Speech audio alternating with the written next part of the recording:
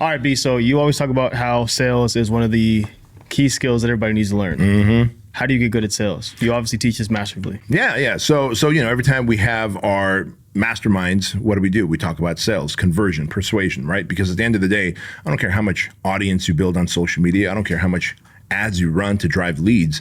If you can't convert those leads into actual sales, you're not going to make money. And so if we're not making money, then you might as well go find a job. And so sales is very easy. All it is taking a person from where they are to where they want to be. So if I'm selling a product, I might say, hey, how's this product going to enhance your life? You're going to say, well, this newer iPhone is going to allow me to make better videos. Oh, tell me about the videos, right, that you're making now. Well, they're grainy. I don't have the editing software. This phone that I have now doesn't have quite the memory that the new iPhone has.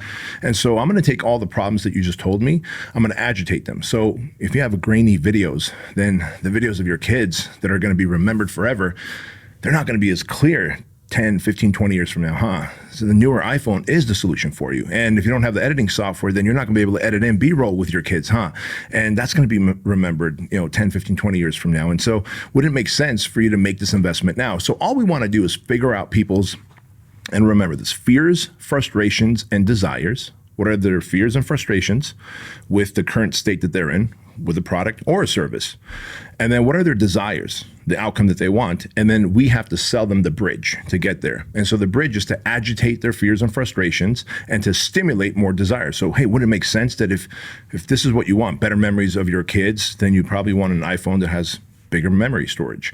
You want an iPhone that has a 4K instead of just the old 3 megapixel or whatever the fuck it's called, right? And so the bottom line is, one, we have to build rapport with the people who are sitting across from us if we're selling. If we can't build rapport, and by the way, you can build rapport via DM. Like you and I have literally sent voice shots to people in my DMs on Instagram. And hey, what's up? This is Bedros. I'm having this mastermind on December 6th. If you want to come, it's for people who are online coaches. If currently you're struggling to get leads and convert them into online coaching clients and you're a better coach than most people out there, you deserve a better life. Your family deserves a better life, right? I start agitating what I already know is the pain and the frustration. And so I've already established rapport through my online content, through my podcast, through my book, through my YouTube show. And so, but if it's a cold lead, so someone refers someone to you to work with me, it's a cold lead, you have to be like, hey, how do you know Bedros? What do you like most about Bedros? Did you know that Bedros did this, that, and the other? Or did you know Bedros was an immigrant just like you? Or did you know that Bedros lived in Section 8 housing just like you? Or did you know that? So the more you learn about them, the more you can build rapport, right? They have to know that you know, like, and trust them. Once they feel like there's a know, like, and trust factor, you have to identify their fears, their frustrations, the things that are keeping them awake at night.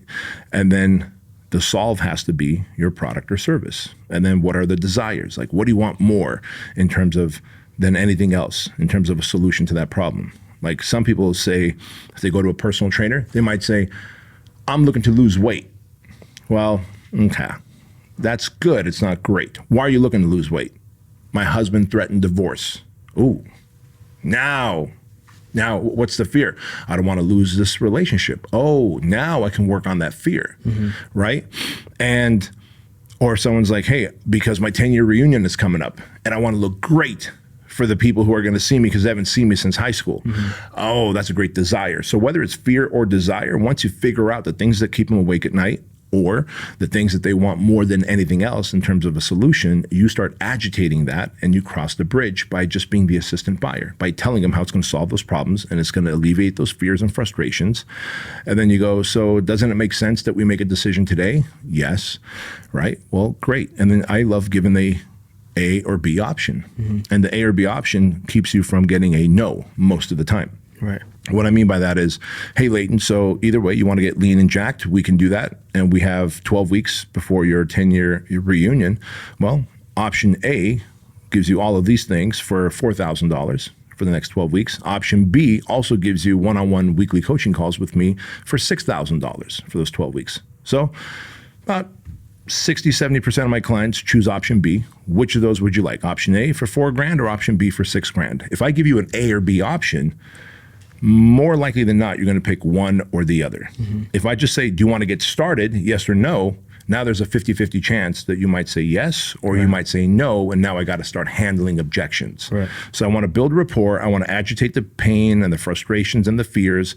I want to stimulate the desire. I want to overcome the objections throughout the entire presentation by addressing the spouse. Does your spouse support you in this desire? Yes, he or she does. Awesome. So now we're not going to have a spousal objection. You do understand you're ready to commit financially once and for all instead of constantly picking the cheaper options in life and then being poorly disappointed? Yes. Okay, great. So now it's not a money issue. And oh, by the way, you have at least 4 days a week to commit to your, finances or to your workout or to your nutrition. Yes. Now we don't have the time option because it's usually those three things: time, money, and spouse. Right. So if you can overcome the time, money, and spouse objections during the conversation while you're being the assistant buyer, then you give the A or B option, and then you let them pick one. As soon as they pick one, you start processing the payment. You don't say, I'm going to email you a link.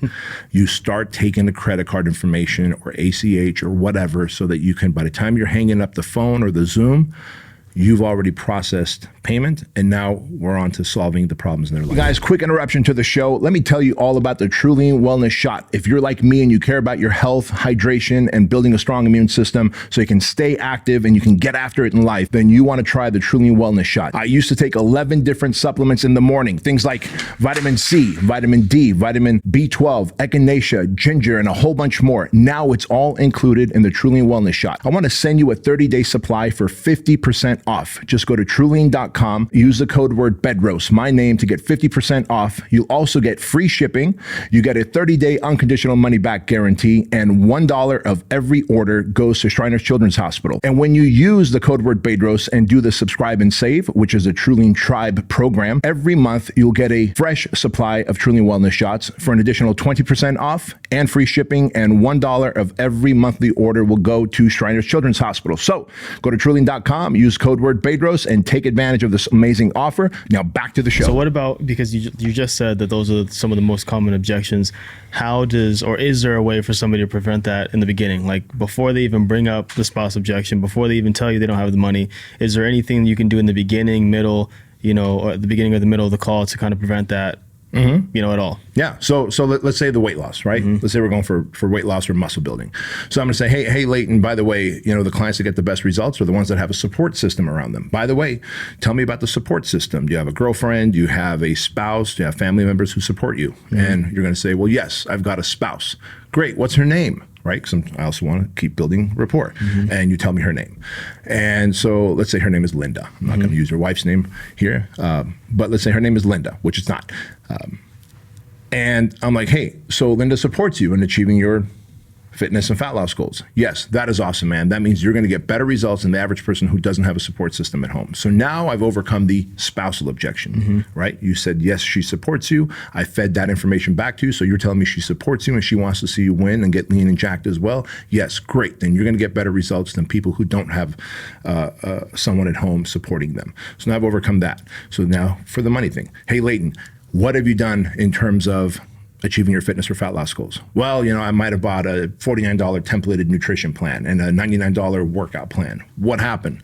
Well, I lost motivation and I couldn't do it anymore. Oh, okay. Well, did you know that when you work with an actual professional like me, yes, it is going to cost you substantially more, but you're going to pay once and you're going to get in the best shape of your life and you're going to know how to stay in shape for the rest of your life.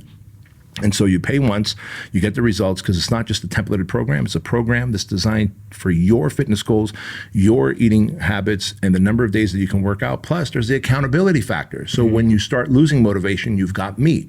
And I'm going to keep you accountable and motivated until that becomes discipline. And once you develop the muscle of discipline, you'll never need me again. And since you'll know how to train and eat right, you will be your own personal trainer the rest of your life, and you'll never have to spend a penny again. Instead of $99 here, $49 there, until we get fatter and fatter and fatter, which is what most Americans do. So you understand a financial commitment is required here, right? And then Leighton's gonna go, right. And so now I've overcome the money objection. Now we've got the spouse objection and money objection. And the time objection is the best, because I'm going to ask you, how many days a week can you realistically commit? And if you're like, hey, I could commit 4 days a week, 5 days a week, 7 days a week, I'm going to poke and prod. Great. So on a scale of 1 to 10, 10 being super serious of achieving your results, you truly can, your wife supports you, you know there's a financial commitment, and you can really, really, really do 5 days a week, like you said? Yes. So would you say you're what, 8, 9, or 10? And let's say you say 10, I'm going to go, great. Let me show you the programs I have available. If you choose anything below a 10, I'm going to say, Leighton, you just said you're a 9. what's stopping you from being a 10? And Leighton goes, well, I have kids. Ooh, shoot, you have kids. What does that mean? Well, sometimes if my wife doesn't want to wake up, I have to wake up. Do you think you can get your wife committed to waking up with the kids instead of you so that you can get to the gym on time and get your workouts in just for those 12 weeks, Leighton? Do you think you can do that? If your wife did that for you, can I assume that you're a 10? Yes. Great. Now that you're a 10, let me show you the programs available. I'm going to go back to the A or B option, and then you're going to pick one of the options. I'm going to start processing payment. Yeah. And that's what we have to do. Like if they are not a 10, even if they're a 9, a 9.5, I'm going to go, what's stopping you from being a 10? That's another way of asking, what other objections do you have? Right. Right? And then you're going to be like kids or a dog, or turns out during the 12 weeks I have to be on a business trip for 4 of those weeks. I'm like, oh, dude, I can give you a workout you can do while you travel, right? But if I don't know what the hidden objections are, I'll never be able to overcome them, and that's what we need to do. Got it. Last thing, I think a lot of times people fail when it comes to sales because they just give up too soon. Yep. And you shared a story about when you were at LA Fitness and you had to just go to each treadmill and over and over, just like and just fail forward essentially. Can you talk about how long it takes to get good at sales? And basically you can get good at it if you just continue to keep going. You literally can get good at anything if you get your first 100 reps in. Right, 100 reps. And does it have to take 100 reps? Minimum. Okay. Yeah. There's no shortcut. I know today we live in a world where everyone wants a shortcut. I know people are going to they want to know. Yeah. You could study the script and be really good at it, like speaking to a wall or speaking to your spouse. But the moment you've got another human in front of you and you're like, all of a sudden the words disappear out of your head. You sound like a robot. You seem really salesy. You're not naturally flowing. You're not taking those little intermissions to go, oh, dude. Oh my God, dude, I just saw on the Zoom, I just saw a dog run behind you. What kind of dog is that, Leighton? Like, that's salesmanship. I might be talking about your workout and nutrition right now, but if I see a dog running in the background or I see a child running in the background, whoa, was that one of your kids? Yeah, well, dude, how many kids do you have? I've got 3. Oh, how old are they? Boom, boom, boom. Oh my God, dude, I got 2 kids. One's 19, one's 17. Yours are little toddlers right now running around. How old is your oldest? What's your youngest, right? And now you're like, dude, this guy cares. That's why I say we need to be the assistant buyer, not the salesperson. I hate salespeople. But if I'm the assistant buyer, it's because 1, I believe in my product or service. Like, I would use it. I would sell it to my own mom, right? I would sell it to my own family members. And number 2, if I believe in it, then I've got a duty and an obligation to make sure you use it instead of going to somewhere inferior and losing money and getting hurt or getting disappointed or whatever. And so you got to get those 100 repetitions out of your system. You got to talk to, that doesn't mean you're not going to close any of them. Right. You're going to have That's a shitty. People are thinking like 100 reps of just getting my ass kicked. Right, right. Remember, like you said, at LA Fitness, I would go from treadmill to treadmill. Like someone would see me get rejected. I'd walk up to someone on a treadmill. Hey, Mrs. Jones, how are you? Hope you're having a great day. Are you doing your workout? Is this your post-workout cardio or pre-workout cardio? I'm doing my pre-workout. Great. Do you mind if I put you through a free workout? And then based on that, you can see if personal training is right for you. Nope, not interested. Okay, great. Then I go to the treadmill right next to her, and then right next to her, and right next to him. And That's tough, man. Right? But I knew that those repetitions, because my mentor, Jim Franco, told me, he goes, you got to get 100 ugly repetitions out of your sales process of anything, right? 100 doors knocked on, 100 calls made. And if you're willing to do that, 100 stages spoken from, 100 podcasts, shitty podcasts. Everyone wants to be on fucking Huberman and Lewis House and Ed Milet's show, right? No one wants to do the podcast where there's 3 listeners. But if you do those 100 of those podcasts, you become a better storyteller. Right. You know how to weave things in and out of that podcast, and you become a better value adder, so that when you end up on Joe Rogan and Huberman and all these other platforms down the line, you can tell a better story. You become more influential. You'll be able to suck out that traffic. So 1, we need those repetitions. And number 2, the other reason people suck at sales is because they don't do the follow-up. The follow-up, follow-up, follow-up. Call, text, follow-up. When they ghost you, call, text, follow-up. You follow up until they buy or die, as in they stop responding completely or tell you to take a hike. And then you go, fine, I will take a hike and I'll move on to the next lead.